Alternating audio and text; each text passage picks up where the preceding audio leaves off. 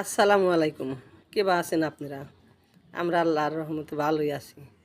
আমি রান্না করমু পুঁই শাক দিয়ে মুসুরির ডাল রান্না করমু। প্রথমে পেঁয়াজগুলা ভালো করে ভাইজা নিছি। তার মধ্যে কাঁচামরিচ দিলাম, দিয়ে আবার ভাজলাম।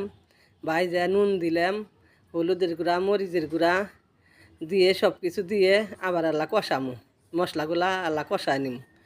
কষাইয়া তার মধ্যে মুসুরির ডাল দিয়ে দিম।